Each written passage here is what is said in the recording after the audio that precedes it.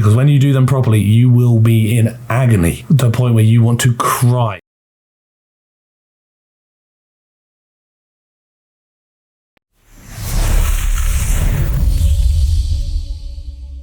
So we're back once again with another video, and for another week my voice still sounds problematic, but I think it's sounding a little bit better. I'm going to kind of miss the masculine rugged voice I had going on for a short while because it made me feel like more of a man. Obviously I did a similar video when I covered Chrissy Chella and her upper body workout, where I basically didn't listen to anything that was being said. I purely reviewed and gave my opinion on the video based on what I was seeing without taking into account anything that the individuals in question were saying, to give my own original analysis of the video, which wasn't then influenced by what the creator had been telling me about the video. And that's exactly what we're going to be doing today, because LeanBeefPatty has collaborated with Chris Bumstead, who is obviously the probably most well-known bodybuilder of this current generation, being the current Mr. Olympia, and also a man named Brett Wilkin, who's a very large man. So we're going to talk about their deadly leg day, and we're going to discuss some things. I already have some pre-predictions.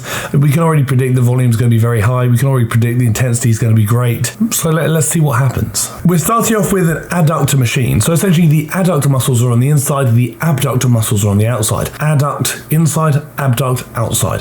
Adduct closer to the body, abduct further away from the body. Ryan Jones actually did a TikTok on this where he spoke about how when you're abducted by aliens, you get taken away, hence abduction. I thought that was a really good way of remembering it. Do you need to train the adductors directly, so these inner thigh muscles? I'd say for most people, probably not. So the adductors get really heavily worked when you squat really low. So if you do a squat or squat variation all the way to the floor, so bum to the floor, when you are driving out of the hole, so out of that bottom position, you'll notice your knees may twitch inwards. That's essentially because your adductors are primary drivers of getting you out the hole, hence why your knees twitch inwards, because obviously they're on the inside of the thighs, they contract, knees will twitch, you'll come out the hole. In doing so squatting very low, your adductors are going to be worked pretty effectively. If you feel like your adductors are a weakness and they are falling behind, or you need to work them for aesthetic reasons, whatever it may be, then yes, you certainly can train them directly. How you train them this is probably how I would actually train them. A simple adductor machine I think will suffice, and ultimately where you train them at the start or the end of the session really depends on your goals. If they're a weakness that you want to really bring up, then I'd probably place them earlier on in the session.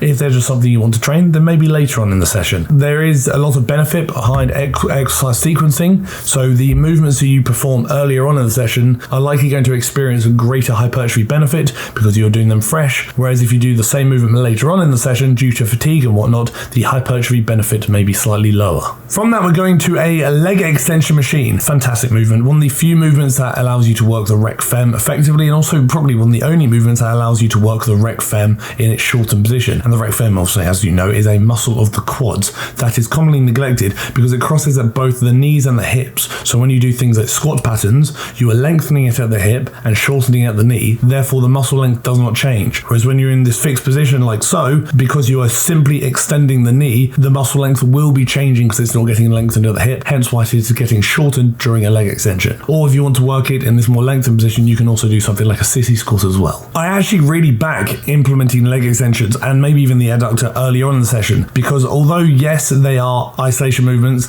that may potentially fatigue you for your coming compound movements later on, so your multi-joints like the hack squat, barbell squat, whatever it may be, doing so earlier on allows you to ensure that all the muscles that you're going to be working effectively during those compound movements are probably very warm and primed, ready for the lifts ahead. So again, that reduces the likelihood of injury, and that puts you in a really good position to then train with adequate intensity later on in the session without, like I said, risky injury. Whether you lean forward on the leg extension or back on the leg extension is entirely up to you. Leaning forward will allow you to shorten the rec fem a little bit further. Leaning back will actually put it in a slightly more lengthened position, even though you're still training it in its shorter position through the movement, which in theory could actually result in greater hypertrophy because the quads especially do respond seemingly best to movements that are training the muscles in a slightly more lengthened position. So even though this is a shortened position dominant movement, if you can lengthen that muscle a little bit further, it may, like I said, yield greater hypertrophy benefit. Also, if you have access to any Prime machines, as you see this machine is labeled Prime, you can tell by the green, big fan, probably one of the best branding of machines out there, absolutely splendid. So if you have access to those, Atlantis, Nautilus, Prime, things along those lines, fantastic machines. Cybex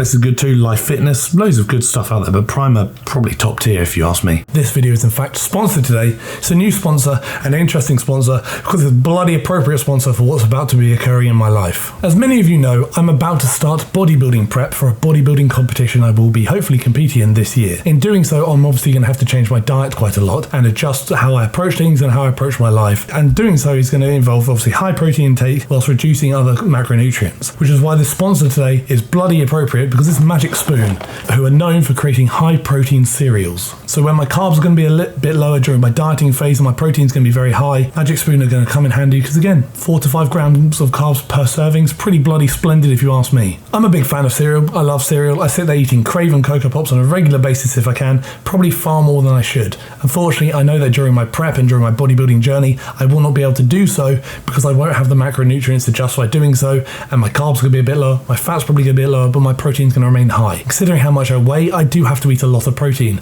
So getting additional protein through different sources, such as cereals, is going to be really helpful for me and can be really helpful for a lot of other people too. A lot of people do struggle with getting their protein in, and a lot of people do look for these substitutes of foods that they can throw into their diet to then increase protein intake. And I think doing so with cereal, where you're getting an extra 14 odd grams of protein per serving, then can really help bump your protein intake up from maybe not quite good enough to in the good enough range, which again, depending on the person, I would say is largely about 1 gram per pound of body weight. And due to them sponsoring this video and potentially some other videos over the next coming weeks, they've thrown in a spicy little discount that if you were to get a variety pack from the link down below and use promo code TFNL at checkout, you get $5 off your order, which is bloody splendid if you ask me. Or if you don't want to click the link down below, you can simply go to magicspoon.com/TFNL and it'll take you right there. And because they're very confident in their product and very confident that you're going to be happy with their product, if you don't like the product and aren't fully satisfied with it, let them know and they'll give you a full refund and give you all your dollar back. Never feel like you need to ever buy or look at any of the products I'm promoting. I will simply promote products on my channel that I can get behind. I've had countless offers from people that I just can't support, and I'm not going to support them on my channel, because at the end of the day, I'm not here risking or jeopardizing the trust you guys have in me or the care I have for my audience for the sake of some extra dollar. So you know that if I'm ever going to promote a product on this channel, it's going to be a product that I genuinely back and genuinely believe in and genuinely believe could help some people watching this video. Never feel pressured to have a gander if you don't want to. It's simply there if you do. And if you do fancy it, like I said, click the link below, use code TFNL for $5 off at checkout, or go to magicspoon.com/TFNL and it'll take you right there. So thank you to Magic Spoon for sponsoring this video and potentially some videos in the near future, and we'll crack back on with the waffle you were listening to before I rudely interrupted you.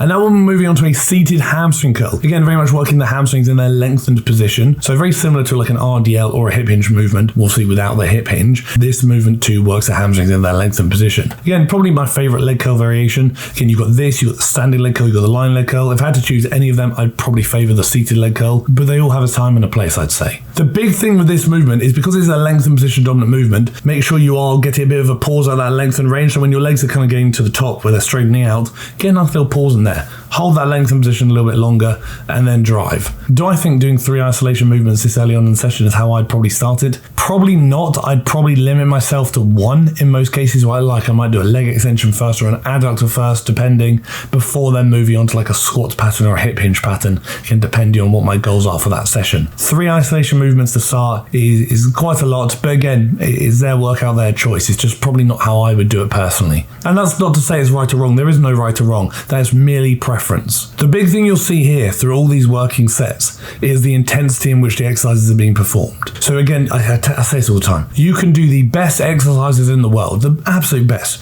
but if you do not do them with sufficient intensity, you will not achieve the results you're hoping to achieve. Because intensity is arguably the largest driver of progression, especially when looking at the realms of hypertrophy. Moving on to a leg press now, working the quads in more of their mid position. A low narrow foot stance will typically work the quads more. A high narrow foot stance will typically work the glutes more, and a wide stance may typically work the adductors more. So you can actually play around with the leg press quite effectively depending on the muscles you're looking to target. We do not want your bum to come shifty off. As soon as your bum or back starts shifty off the pad, you are likely placing a lot of pressure and emphasis on your lower back, which is not going to be very nice. Personally, what they're doing here is they're starting light, going, and then adding weight as almost like a reverse drop set. That's probably not how I would do it myself, because again, by the time you get to even halfway through your reverse drop set, you're likely going to be at the point of near failure, and you're not really going to get a lot out of those following sets. If you do it the other way round, where you start heavy and then go lighter, you're probably going to get a lot more solo, like individual reps without help, and a lot more effective reps at that. Do you need to drop set? Absolutely not. I think arguably straight sets are just as effective, if not more effective actually, but you can certainly do a drop set if you're limited for time or you fancy just spicing things up a bit for a bit of fun. But if that's what you deem to be fun, and if that is what you deem to be fun, we probably need to talk. And just because you're on the leg press doesn't mean you can skimp on depth. Go as low as you can within reason. Again, if you're trying to work the glutes, you don't need to go too low. You essentially want to minimize knee movement and maximize hip movement. If you're trying to work the quads, you want to go as low as you possibly can. So I try and get my heels to my bum. My flexibility and mobility isn't that amazing, but I'll try my best. I'm just not going to sacrifice my hips or bum shooting off the pad to do so. So now we're moving on to this very interesting squat machine. I've never seen one of these in real life. I've only ever seen them in Chris's videos, and I actually kind of back it. It looks interesting. So again, a really effective squat machine is a squat machine that allows you to take the quads into a lengthened range, so all the way to the hole, like the bottom as you'll see Patty doing now. She's going really low, whilst also maximizing stability, so there are less limitations to worry about, and also allowing you to take the movement close to, if not to failure, safely. The one thing, I think the barbell squat is fantastic, but the one thing that really holds it back is the fact that if you fail, it's a bit harder to do so due to safety implications. Also, it may be stability issues, and also breathing as a consideration too. A lot of people find their breathing gives out before their quads do, so you're breathing effectively, but if your quads are still far from failure, maybe they're not getting worked as effectively as you might think. I think there is a lot of merit behind doing a leg press before a squat pattern. You can essentially then reduce the amount of load you need to take the quads to failure during a squat pattern, but flip around, there's also the argument the other way of earlier movements tend to yield a better hypertrophy response, so it really does depend on priority. And again, with earlier movements yielding a better hypertrophy response and the quads seemingly being hyper responders to stretch mediated hypertrophy, which means that they respond best potentially to lengthened position dominant movements like squat patterns, would you not want to favor those movements earlier on in the session? Very quickly, I must throw it out there, you know what's coming. The TFNL Growth Guide, which is a workout guide and fitness resource with loads of information about how to achieve your goals. I think it's about 84 pages of information and 30 weeks of programming,